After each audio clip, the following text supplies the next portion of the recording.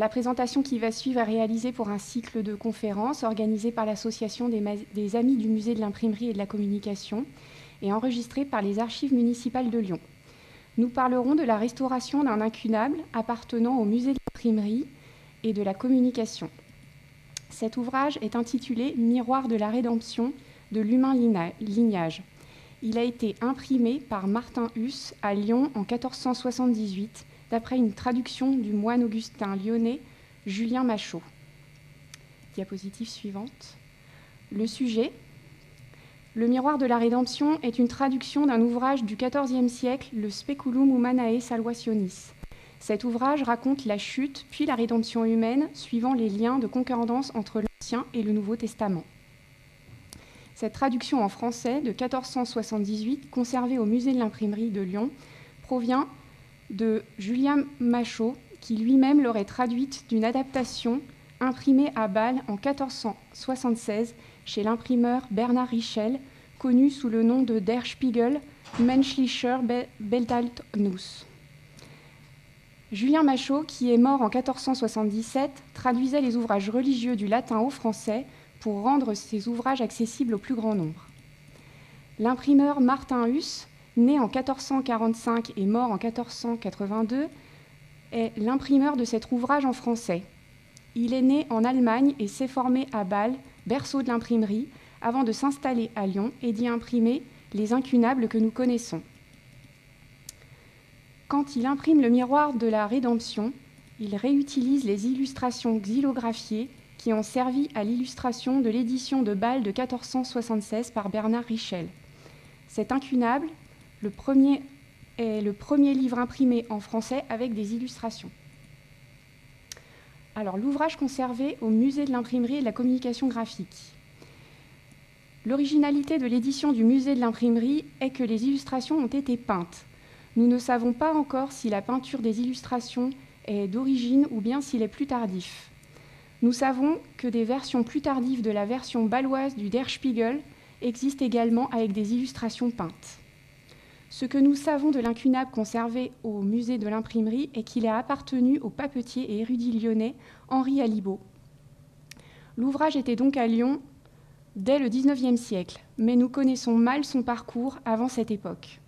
L'œuvre est parvenue au Musée de l'Imprimerie en très mauvais état, dans une reliure qui n'est pas d'origine et qui daterait probablement du XVIIIe siècle. L'étude. C'est pour réaliser sa future restauration, mais également pour mieux comprendre l'ouvrage, que le Musée de l'Imprimerie et de la Communication a préalablement fait réaliser une étude descriptive de l'état de l'ouvrage. Pour cela, nous avons tout d'abord réalisé une étude physique pour comprendre quelles sont les informations codicologiques qui sont arrivées jusqu'à nous. Puis nous avons établi un constat d'état précis et un relevé des altérations. Nous avons ensuite, selon les altérations, proposé un traitement pour sa future restauration. Alors, le papier. Le corps d'ouvrage est composé de 185 feuillets de papier vergé de pâte de chiffon. Les feuillets ont pour la plupart des filigranes visibles. Ces filigranes sont au nombre de 4 et représentent respectivement une main surmontée d'une étoile à 6 branches, une grappe de raisin et une tête d'homme surmontée d'une étoile. La main et la tête d'homme étoilée attestent d'une utilisation à Lyon à cette époque. Les papiers utilisés pour l'impression du corps d'ouvrage seraient vraisemblablement de fabrication lyonnaise. La composition du texte. Les feuillets sont représentatifs de plusieurs techniques qui coexistent à cette époque. Le texte est une impression typographique à caractère mobile. La page est organisée selon 2 colonnes de texte. Les illustrations sont des gravures sur bois en taille d'épargne que l'on appelle xylographie et qui étaient courantes pour l'utilisation des livres, pour l'illustration des livres au XVe siècle. Les lettrines sont peintes à la détrempe. Les cahiers. Le numéro des cahiers, comme vous pouvez le voir sur la photo en bas à droite, est également imprimé sur les feuillets recto. Ceci est une précision importante pour la reliure de l'ouvrage. De plus, il y a plusieurs foliotations qui correspondent à 2 numérotations manuscrites différentes. Tout ceci peut s'expliquer si l'ouvrage, passant de main en main, a perdu des feuillets. Les propriétaires ont dû renoter l'ordre des feuillets après chaque relure.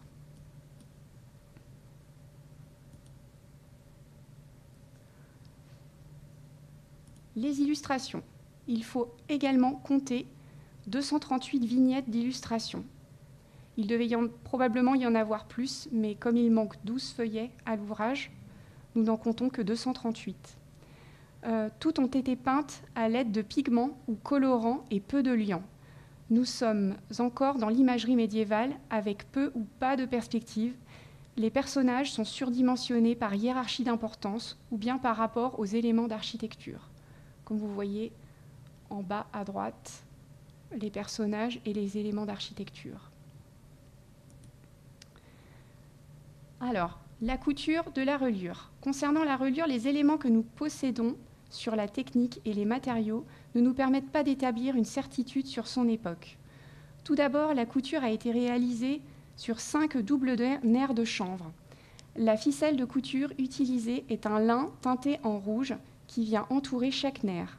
Cette technique de couture est très courante pour la reliure dès le XVIe siècle et court jusque tard au XVIIIe siècle et ne nous permet pas de déterminer une époque précise.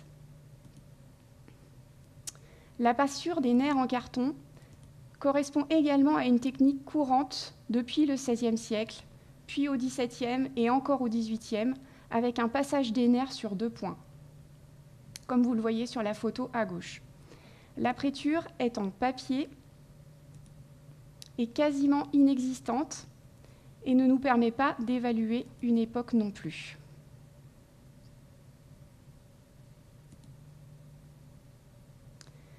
Alors, la couvrure est faite en peau de mouton de mauvaise qualité.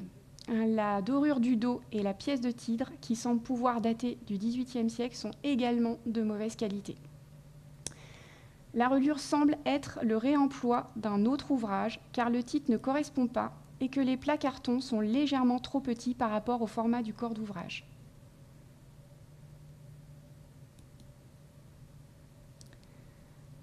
Les gardes. Les gardes de la reliure comportent des annotations manuscrites qui semblent correspondre au placement des feuillets et à l'ordre des cahiers. Il y a également un ex-libris datant de juin 1877 sur la contre-garde supérieure qui n'a pas encore été déchiffré.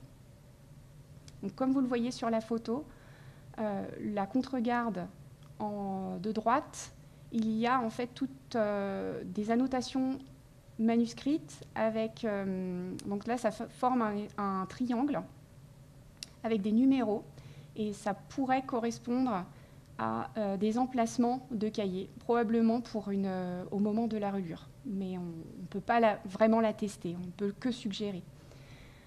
Et en haut à gauche de la contre-garde supérieure, on a un ex-libris qu'on n'a pas pu complètement déchiffrer, on a juste la date. 1877, ce qui peut attester qu'il y a eu... nous savons qu'Henri Alibaud avait cet ouvrage dès cette époque, donc ça pourrait très bien être un ex-libris d'Henri Alibaud, mais nous ne pouvons pas l'attester. Alors, passons maintenant au constat d'état. Comme je vous l'ai dit plus avant, l'ouvrage nous est parvenu en très mauvais état.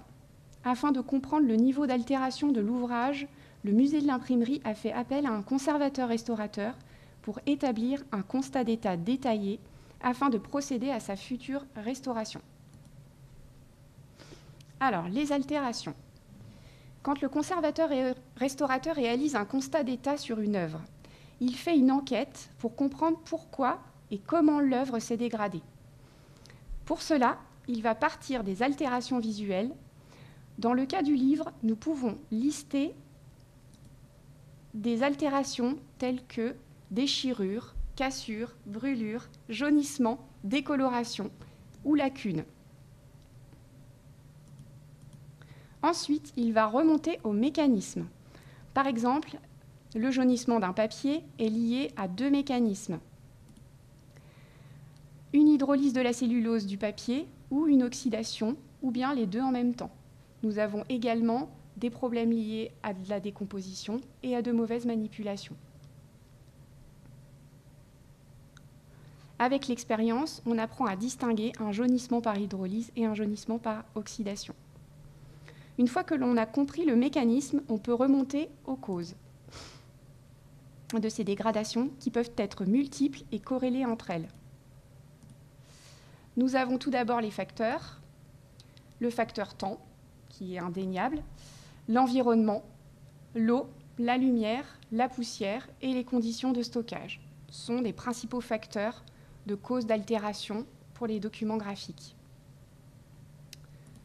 Nous avons les agents, l'homme, avec les problèmes liés à la manipulation, les insectes, les moisissures, mais également les inondations et les incendies. Et nous avons vu que ces deux causes sont corrélées entre elles.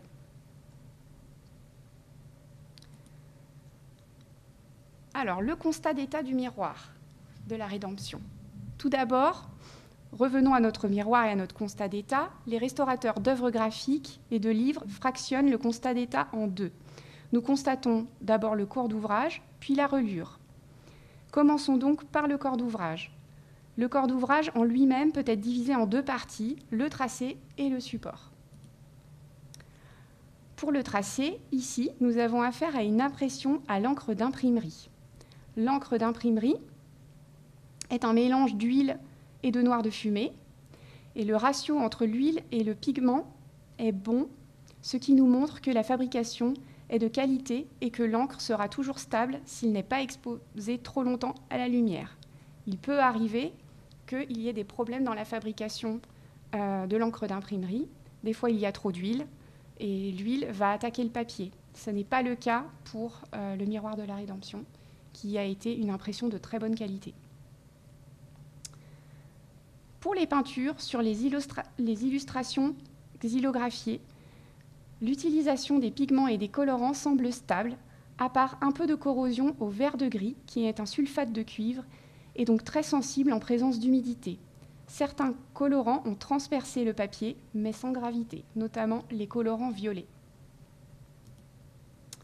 Par contre, nous pouvons noter que les inscriptions manuscrites liées aux foliotations sont devenues brunes et se sont diffusées dans le papier. Comme vous pouvez le voir sur la photo en bas, nous voyons l'encre brune qui a corrodé le papier et donc ça a transpercé et ça a cassé la matière.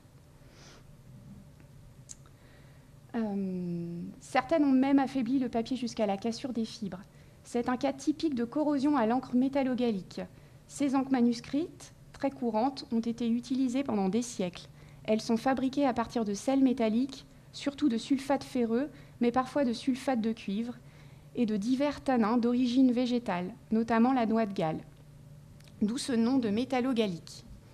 Or, la présence d'ions fer de plus et de fer 3+, induisent une corrosion active au-delà de 85% d'humidité relative. Cette corrosion se diffuse dans le papier et attaque la cellulose. Le papier devient donc cassant. Les altérations mécaniques du corps d'ouvrage. Alors, dans les altérations mécaniques, nous avions vu plus avant que nous avions des déchirures, des pliures, des cassures, tout ce qui est lié au mécanisme. Le corps d'ouvrage est globalement en très mauvais état. La page de titre et une dizaine de feuillets sont très lacunaires. Nous comptons près de 904 déchirures allant de moins de 1 cm à plus de 10 cm. Certains feuillets ont été arrachés en deux, comme vous pouvez le voir ici sur la photo de gauche.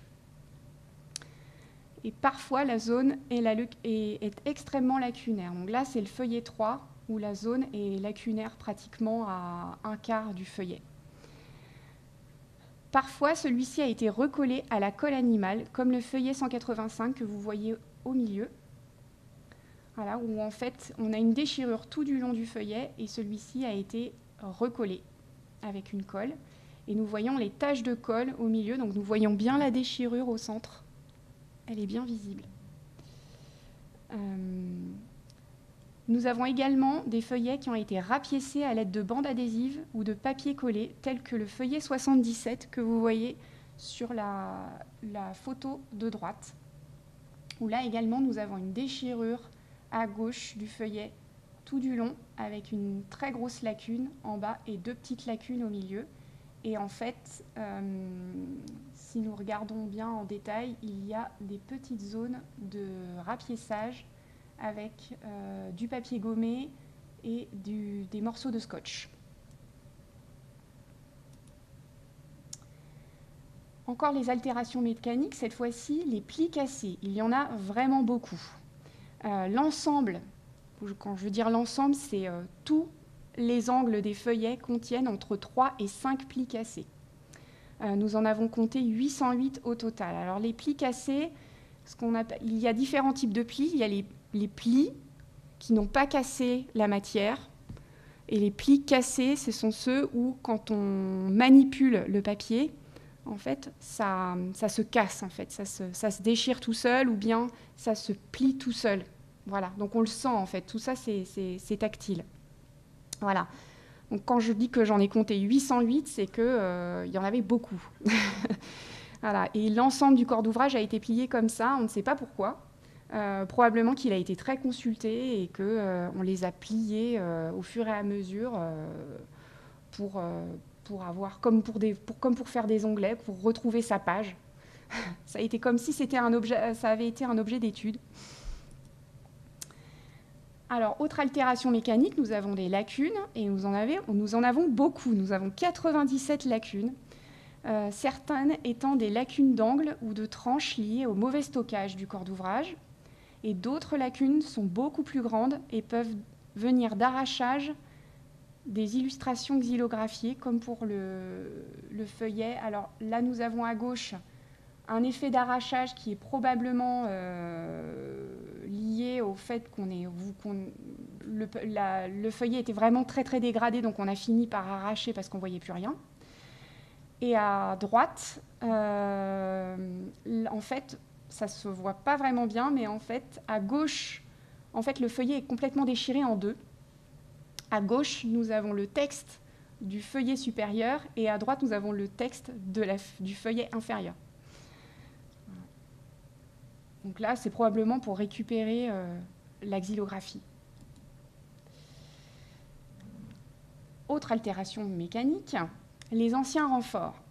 Nous avons compté de nombreuses déchirures au niveau des bords et au niveau des fonds de cahier, qui ont été anciennement renforcés par des bandes de papier de réemploi manuscrit, comme vous le voyez sur la photo de droite. Nous en comptons une 50aine. Alors, les altérations physico-chimiques. Le corps d'ouvrage est globalement empoussiéré, particulièrement au niveau des tranches. Les 2 premiers feuillets sont les plus encrassés. L'ouvrage a également subi un ancien dégât des eaux. Celui-ci est visible par les nombreuses auréoles présentes sur 153 feuillets, soit près des 3/4 du corps d'ouvrage. Donc là, vous voyez sur la photo de droite les grandes auréoles, voilà, sur les 3/4 du corps d'ouvrage. Ensuite, l'excès d'humidité a provoqué un phénomène d'hydrolyse au niveau du centre d'une centaine de feuillets, comme vous voyez sur la photo de gauche. Et à l'intérieur du cercle,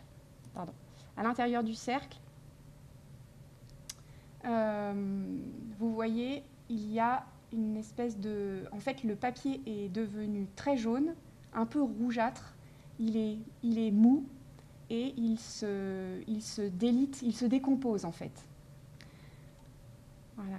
Cela a parfois provoqué des petites lacunes, voire des zones de perte plus importantes.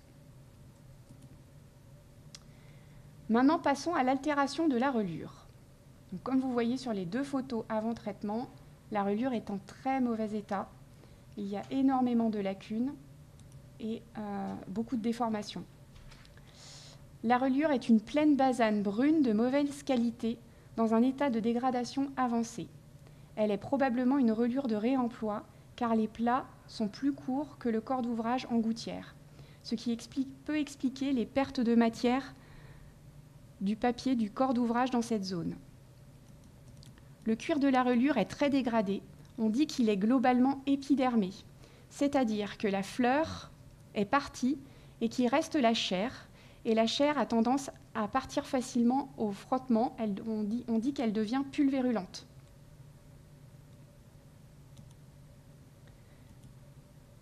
Le cuir est fortement délaminé par endroits et a subi des coups par un objet contendant. Alors effectivement, il a été cisaillé par endroits. La question que je me suis posée, c'est est-ce qu'on n'aurait pas essayé juste de découper sur la reliure avec un couteau. Ça peut arriver. Comme si la reliure aurait servi de support, en fait. Malgré tout, le cuir reste assez souple, probablement lié à l'humidité, et les mors et le dos résistent malgré la perte des coiffes de tête et de queue, comme vous le voyez sur la photo de gauche, sur pratiquement 10 cm², et malgré le fait que le dos soit désolidarisé du corps d'ouvrage. Les plats cartons sont déformés de manière convexe, probablement liés à l'excès d'humidité et au mauvais stockage.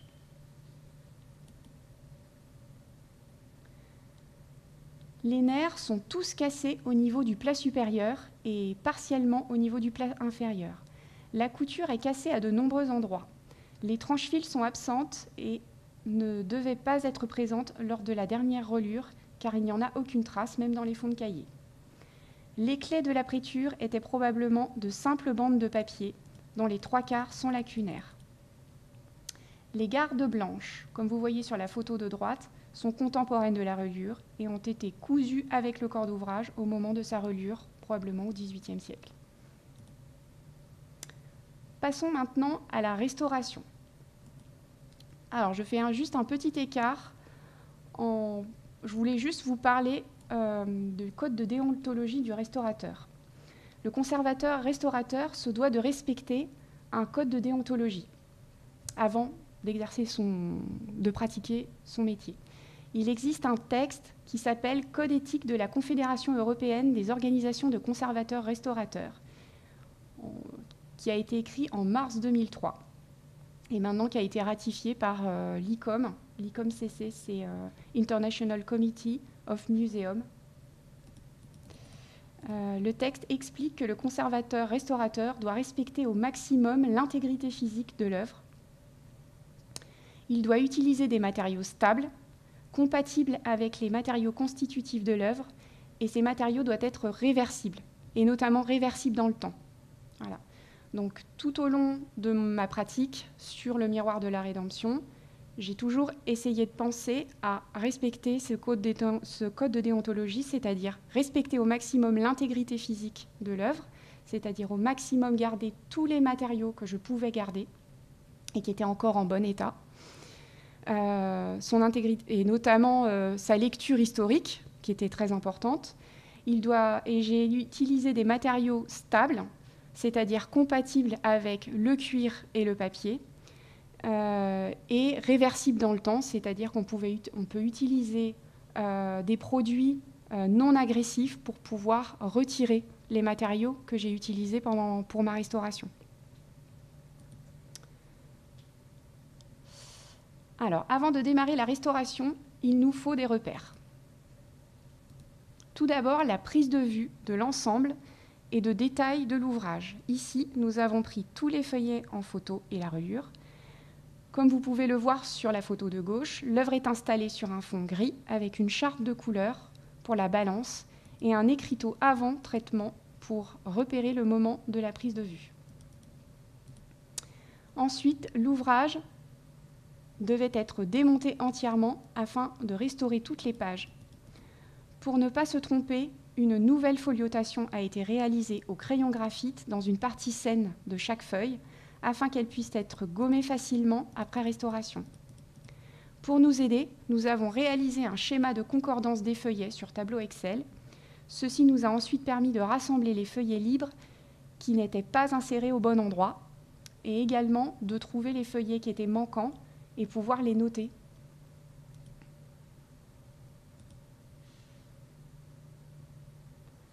Alors, commençons par le dépoussiérage et le démontage du corps d'ouvrage. la première chose que l'on fait quand on démarre un document graphique après avoir pris la photo et fait le constat d'état, on le dépoussière. L'ensemble des feuillets du corps d'ouvrage ont été démontés. Il a d'abord fallu le démonter en venant couper et retirer la couture, comme vous voyez sur la photo de gauche. Un dépoussiérage et gommage sur l'ensemble des feuillets a été effectué. Pour cela, différentes gommes ont été utilisées. La gomme éponge latex a été utilisée pour le dépoussiérage de l'ensemble des feuillets. Et pour les zones les plus encrassées, une gomme bloc acrylique a été utilisée. Alors en fait, nous, restaurateurs, art graphique, nous utilisons un panel de gommes très large qui sont tous compatibles avec la conservation, donc qui ne laissent pas de résidus de mauvaise qualité sur l'ouvrage. Et nous avons différents types de niveaux de gommage. Voilà. Donc cela nous permet en fait d'avoir un aspect aussi visuel qui est important, c'est-à-dire que quand on gomme pas complètement, on ne va pas trop loin au niveau du gommage pour que ça reste, pour pas que ça fasse un effet trop propre non plus.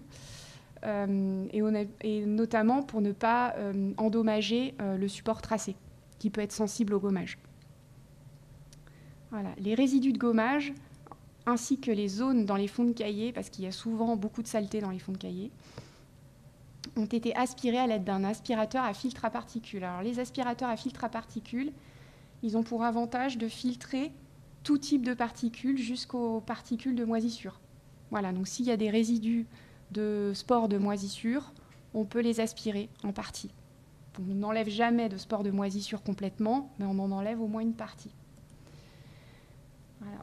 Ensuite, nous avons retiré des éléments anciens que nous avons jugés dommageables pour le papier, mais nous voulions les garder. C'est-à-dire que, en fait, nous avons remarqué que ces éléments d'anciens renforts étaient manuscrits, et notamment des manuscrits assez anciens.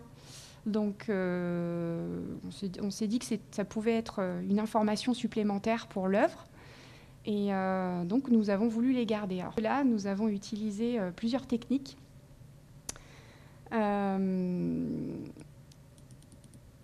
Nous avons utilisé des cataplasmes de gel aqueux, comme vous pouvez le voir sur la photo de droite. Non, de gauche, pardon.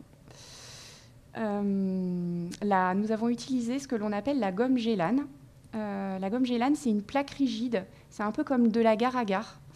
Elle est utilisée à 4% dans l'eau. Et elle est utilisée pour gonfler progressivement la colle ancienne et de pouvoir retirer aisément les papiers de renfort manuscrits sans les endommager. Les résidus de cataplasme les résidus de colle ont été retirés à l'aide de cataplasme de méthylcellulose, qui est également un gel à 3% dans l'eau, comme vous le voyez sur la photo de droite. Voilà. Ensuite, une fois que ces renforts ont été retirés, nous les avons nettoyés et nous les avons remis à plat et nous les avons mis de côté pour qu'ensuite ils soient insérés dans la boîte avec l'ouvrage. Alors, les renforts sur le corps d'ouvrage. L'ensemble des déchirures et plis ont été gommés, puis comme sur les deux photos de droite, les plis ont été localement remis à plat à l'aide d'un mélange d'eau et d'éthanol. Une fois la zone remise en forme, les déchirures sont renforcées à l'aide de bandelettes de papier japonais, comme vous le voyez sur la photo de droite, entourée. Le papier japonais est un papier de fibre de mûrier du Japon. Il est très utilisé en restauration de papier car il a pour avantage d'être fin et robuste. Il ne se voit pratiquement pas. Il peut également être teinté à l'aquarelle et à l'acrylique. Autre avantage du papier japonais, c'est qu'il a un pH naturellement neutre et qu'il contient beaucoup plus de cellulose que dans les autres pâtes à papier. Donc il se conserve dans le temps, puisqu'il contient énormément de cellulose. La cellulose en elle-même est stable. Il permet de faire une belle greffe également sur les papiers, pratiquement invisible dans certains cas. Tout dépend du grammage que l'on utilise du papier japonais. Et il est complètement réversible également. Alors, autre renfort sur le corps d'ouvrage, les renforts effectués sur ce que nous avions vu tout à l'heure comme les zones hydrolysées, c'est-à-dire que nous avions des zones où le papier était devenu mou et se déchirait facilement. Voilà. Alors, le problème, c'est que ces zones-là, elles sont inscrites. Il y a du tracé partout. Donc, nous avons utilisé un voile très fin de papier japonais. Nous avons utilisé du 4 grammes par mètre carré. Celui-ci est pratiquement invisible et il permet de renforcer dans les zones où il y a du tracé, comme vous le voyez sur les deux photos de droite. On voit un léger voile blanc au centre, mais on peut très bien lire le tracé. Voilà. Le comblement des lacunes. Alors, pour le comblement des lacunes, nous avons choisi 2 méthodes. Pour les petites lacunes de 1 cm² ou moins, elles ont été comblées à l'aide de papier japonais avec un grammage adapté au papier. Donc là, nous avions entre 30 et 40 grammes par mètre carré que nous avions pré-teinté à l'aquarelle et collé avec une colle réversible à l'eau, une colle d'amidon de blé. Pour les lacunes les plus grandes, donc photo de droite, nous avons choisi de les combler à l'aide de papier verger. Il existe des papiers compatibles avec la conservation et qui sont fabriqués comme à l'époque de notre ouvrage, c'est-à-dire faits au moulin. Nous avons choisi du papier verger 90 et 120 grammes, produit par le papetier, par le moulin Ruscombe, et qui est 100% fibre de lin. Nous avons donc pu faire des réintégrations à l'aide d'un papier proche de l'original.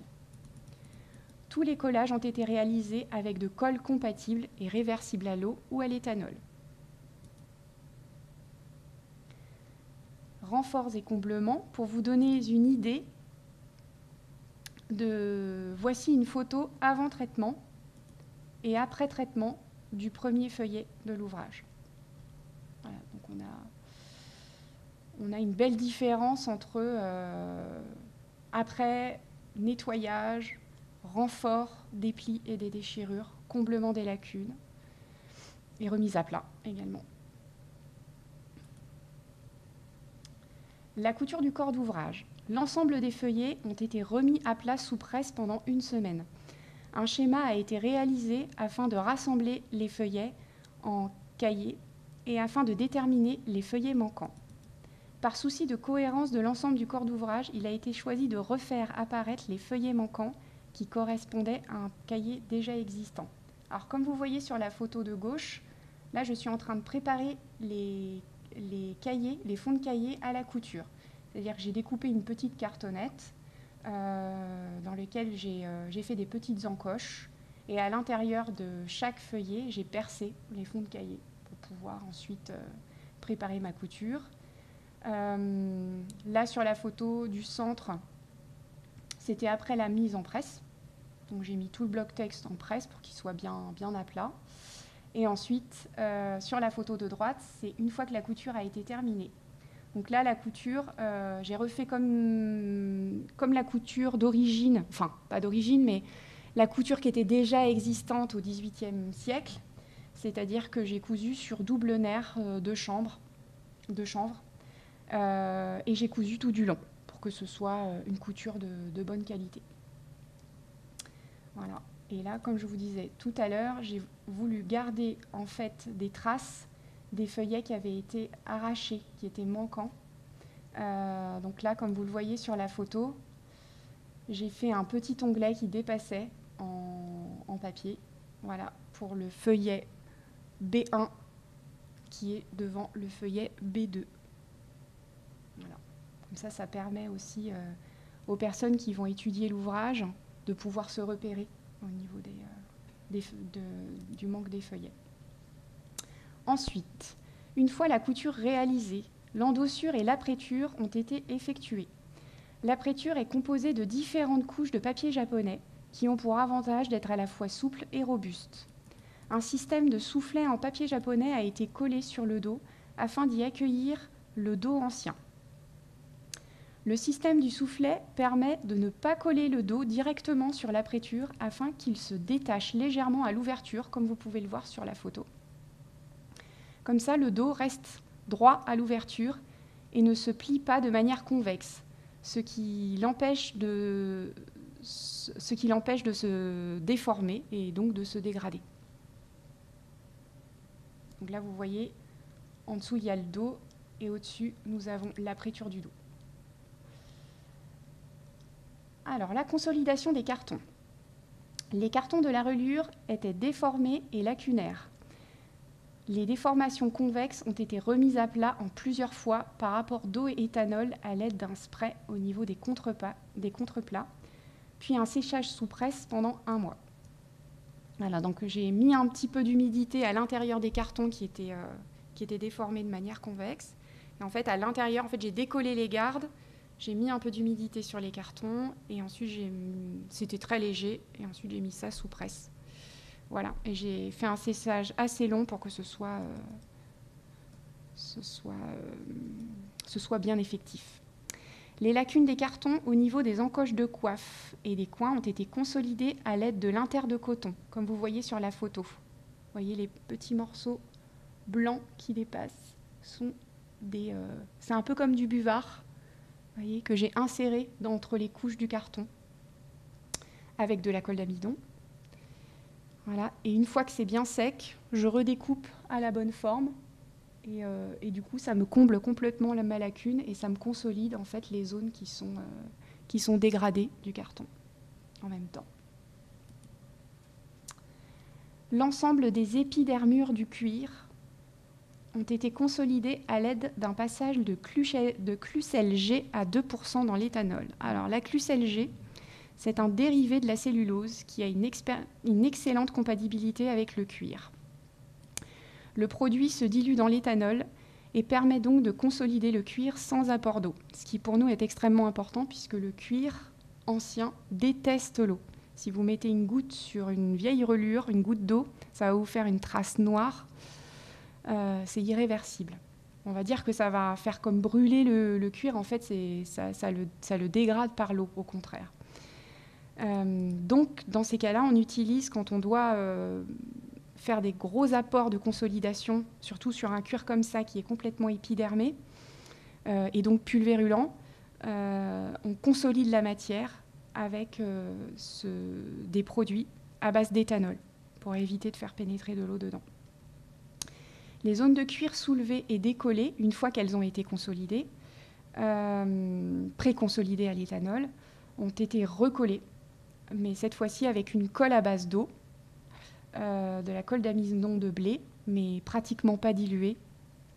Voilà. La colle d'amidon a pour avantage de faire un collage assez costaud et qui est complètement aussi réversible à l'éthanol.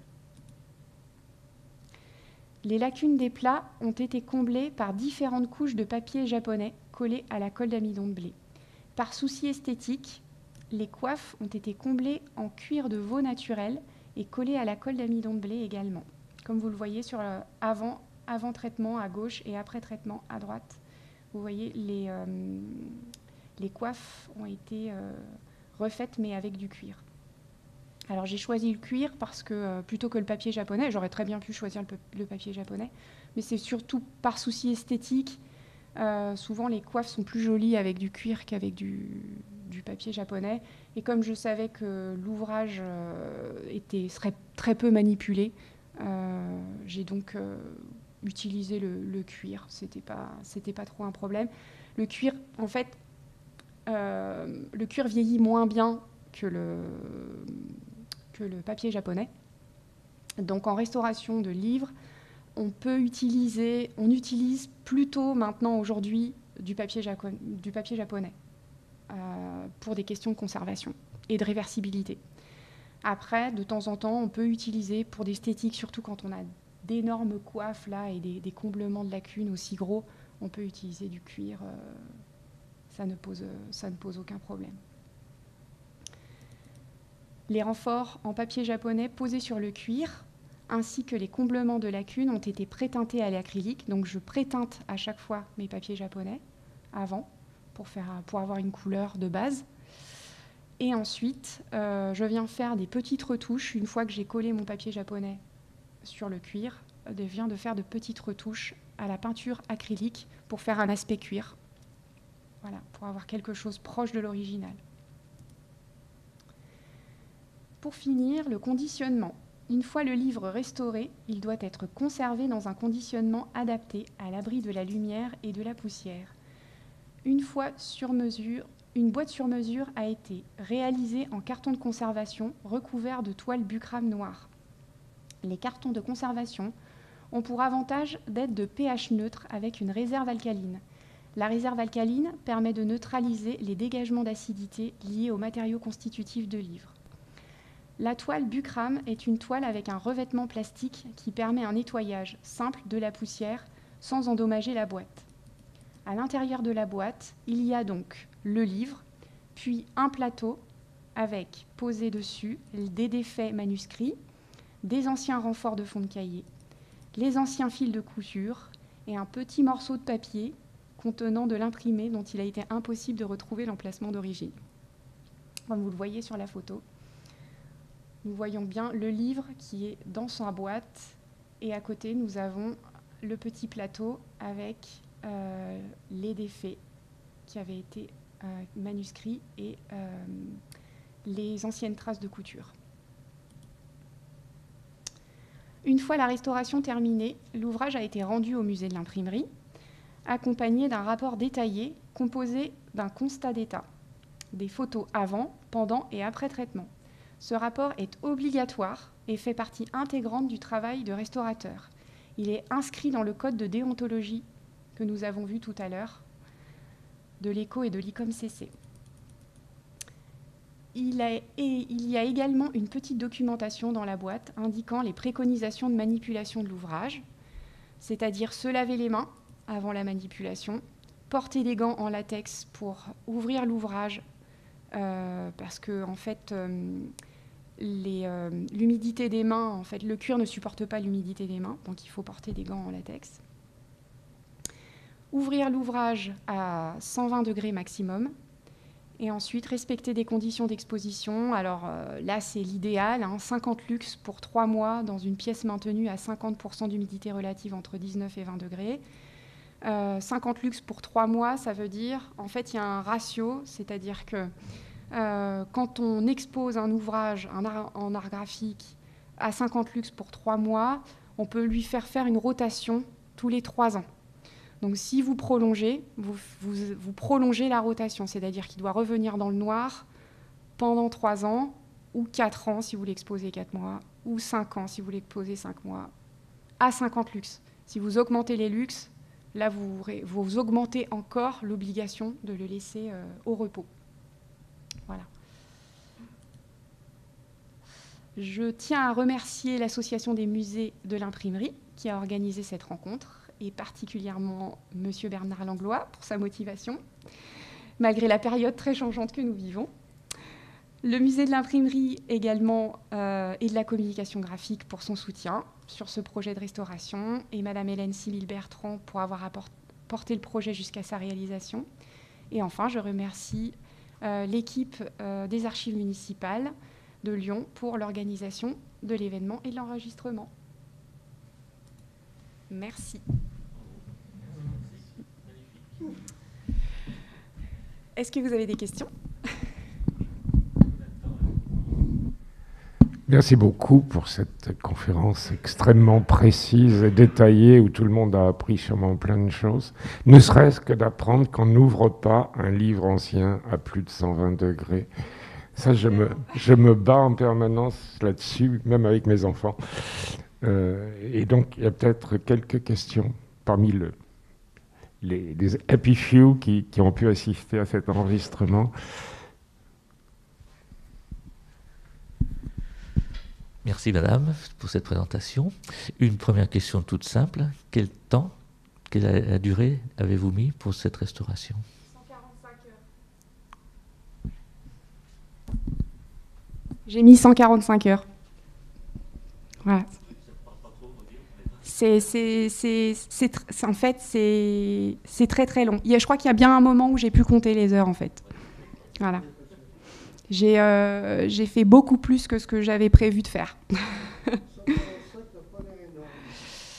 C'était ce qui me paraissait juste sur le moment, mais le problème, c'est qu'au bout d'un moment, en fait, à partir du moment souvent, quand on fait un devis en restauration, on est très minimaliste parce que, en fait, on n'est pas censé intervenir trop profondément sur une œuvre, donc on reste quand même sur quelque chose de minimaliste. Je suis restée quand même sur quelque chose de minimaliste malgré tout, mais je pense que l'ouvrage, j'avais pas analysé à quel point l'ouvrage pouvait être en si mauvais état. En fait, je le trouvais en mauvais état, mais il y avait des choses que j'aurais voulu garder au départ, où je me suis dit je vais pas les garder en les manipulant en fait. Et en fait, au final, quand on reste devant une œuvre très longtemps, on finit beaucoup par changer d'avis en disant je vais plutôt faire ci, je vais plutôt faire ça comme ça. En fait, on s'adapte au fur et à mesure. Et des fois, on va beaucoup plus loin que ce qu'on voulait. Mais en fait, j'avais eu la chance de faire l'étude avant la restauration. C'est pour ça que je vous ai dit toutes les déchirures, les plis. En fait, j'avais fait l'étude et j'avais compté tout. Et en fait, je m'étais dit, en comptant tout, je devrais m'en sortir au niveau du temps. C'est-à-dire qu'en fait, on calcule entre le temps et la tâche, par tâche, en fait. Donc, le nombre de déchirures que je vais consolider, le nombre de plis que je vais consolider. Mais malgré tout, c'est quand même long. Et en fait, ce qui m'a pris le plus de temps, c'est démonter les défaits. En fait, au départ, je voulais éliminer tous les anciens amphores de restauration. Et j'avais bien vu qu'ils étaient manuscrits, mais j'avais pas l'impression qu'ils avaient beaucoup d'importance.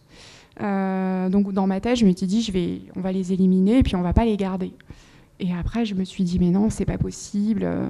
Il y a des petites annotations super jolies, il y a des petites mains, enfin, c'est vraiment très joli. Les manuscrits, en fait, les défaits sont aussi intéressants que le livre. Et du coup, je me suis dit que j'allais les garder. Et dans ce cas-là, après, il a fallu que je trouve une solution quand même pour que ce soit nickel. Et donc, ça m'a pris un peu de temps. Voilà. Mais en plus, c'est du temps qui a été très étalé, si j'ose dire, parce que y a des périodes de séchage, des périodes de pressage, etc. Donc, c'est pas des heures continues, loin de là. Mais dans le temps, ça a dû vous prendre peut-être 1 an en tout, non ? Alors, non. Dans le temps, ça a duré 5 mois entre la récupération du livre et la restauration. Voilà, effectivement. Mais après, effectivement, en fait, je travaille par session, c'est-à-dire qu'au début, j'ai énormément travaillé sur le livre parce qu'il a fallu faire le démontage, le relevé de toutes les altérations et démonter tous les anciens renforts. Après, il a fallu faire tous les renforts. Et ça, c'était extrêmement long parce qu'effectivement, une chose que je n'avais pas vraiment bien analysée, c'est qu'au moment, en fait, par exemple, il y a un moment où je vous ai montré une photo où il y avait des déchirures transversales qui avaient été recollées. Et en fait, au départ, je voulais les garder. Et en fait, je ne les ai pas gardées parce qu'elles ne correspondaient pas bien au niveau de l'écriture. Et je me suis dit, pour la lecture, c'est quand même dommage. Et alors qu'en fait, en soi, le collage ne posait pas de problème. Il n'était pas beau, le collage, mais ce n'était pas un souci. Ça ne posait pas de problème pour la conservation du document. Mais c'est vraiment pour la lecture et pour bien correspondre toutes les lettres. Et en fait, au bout d'un moment, le papier, à force d'avoir de l'humidité, de sécher, de se réhumidifier et de ressécher, en fait, il se déforme. Et il y a des endroits qui se déforment plus que d'autres. Donc ce qui a été aussi également très long, c'était d'introduire tous les feuillets en chambre d'humidification, de repositionner en fait les plis pour que tout le texte corresponde et pour que ce soit nickel, quoi.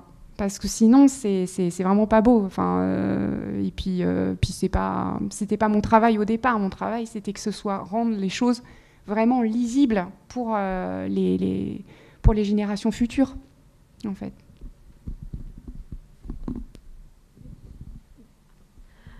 Vous avez dit au début que il y aurait des études ultérieures sur la peinture. C'est déjà programmé, ça, ou...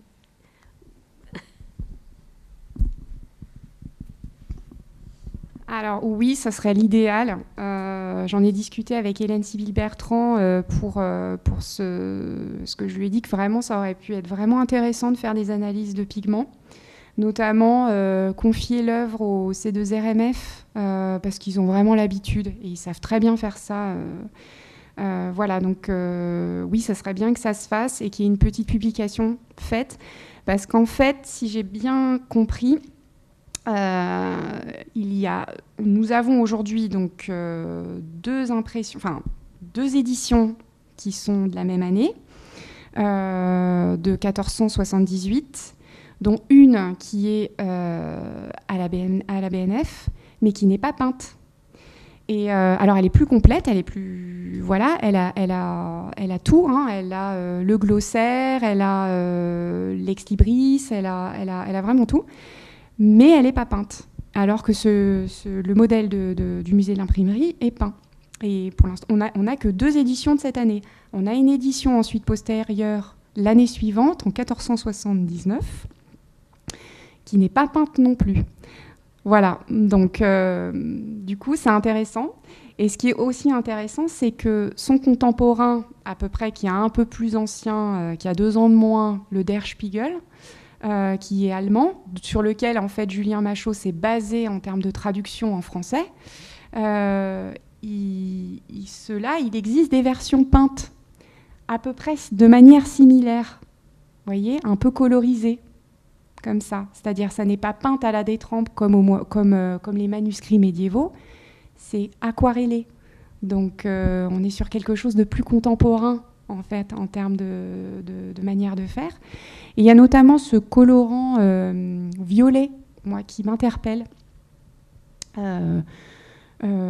Pour avoir fait des études en histoire de l'art, pour moi, les colorants violets viennent beaucoup plus tard dans le temps, notamment au XIXe siècle. Donc, ça aurait été bien de savoir. Voilà. Mais après, je ne suis pas experte en couleur, donc je ne veux pas m'avancer, mais je trouve ça bizarre. Voilà, donc il y a des choses qui correspondent bien et d'autres qui sont vraiment bizarres. Voilà. Il y a un laboratoire à Paris 6 qui s'occupe de ce genre de choses, d'analyser la composition chimique des couleurs, en particulier sur les tableaux, mais aussi probablement pour ce genre de choses. Et on arrive des fois à des choses cocasses, à s'apercevoir que le musée du Louvre a acheté une tête égyptienne de la je ne sais plus quelle dynastie bleue, qui en fait est du XXe siècle, parce que ça contient du cobalt et pas du cuir. Enfin, bon, c'est assez rigolo. Et on peut avoir des surprises très drôles. Une petite question, comment faites-vous pour les grandes lacunes ?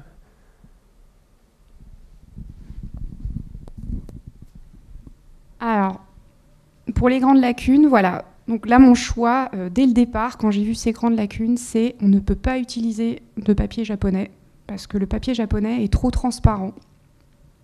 Et que ça aurait été vraiment bizarre. On aurait vu, en fait, toutes les inscriptions sur le feuillet d'en dessous.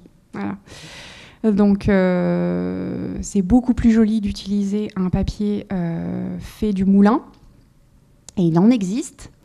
Et il n'en existe pas beaucoup, mais il en existe encore, et qui sont compatibles avec la conservation, c'est-à-dire qui n'ont pas d'encollage à la gélatine, et donc qui se conservent très bien dans le temps. Donc on a du 100% fibre de lin, et donc je me suis dit c'est idéal.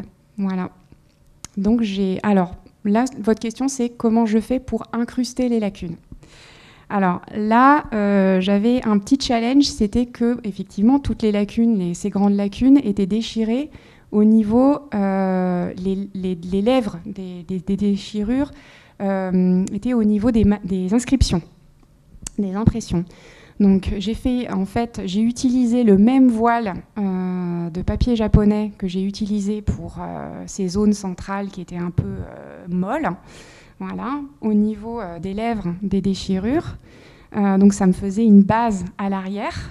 Et ensuite, par-dessus, je suis venue coller le comblement de lacune sur les bords, sur 1 cm à peu près, il y a un collage au niveau du voile de papier japonais. Et en fait, l'amidon, comme les deux lèvres, en fait, ce qu'il faut, c'est que ce soit bien jointif. Donc j'ai travaillé en lumière transmise pour que ce soit bien jointif. Comme ça, les deux lèvres sont collées ensemble. Et avec l'amidon, comme l'amidon est quand même une colle assez forte, en fait, c'était largement suffisant pour avoir une jointure parfaite, en fait. Et solide, surtout. Parce que quand même, il faut que ce soit solide. Voilà. Une autre question? Oui. Alors, j'ai une question. Lors de la restauration des fonds de cahier, avez-vous dû ajouter du papier japonais ou du papier verger? Ça, ajouté aux onglets que vous avez rajoutés pour combler les pages manquantes.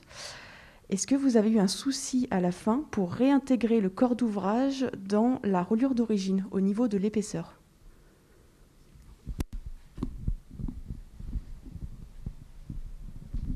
C'est une très bonne question.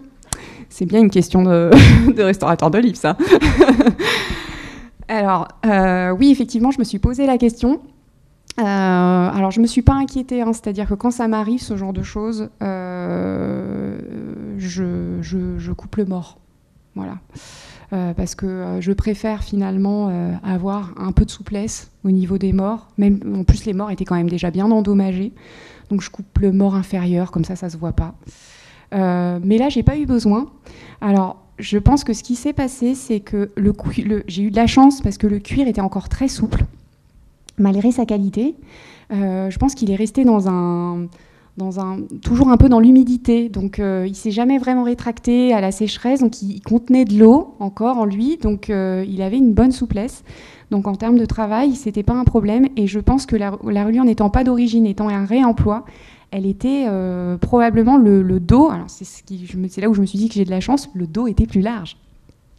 Voilà, un peu plus large, voilà. Donc j'avais un peu de marge de manœuvre pour voilà. Après, j'ai pas eu tant d'onglets que ça à rajouter. J'ai rajouté en fait les premiers feuillets manquants. Il manquait 3 feuillets manquants et j'ai rajouté 2 autres onglets seulement.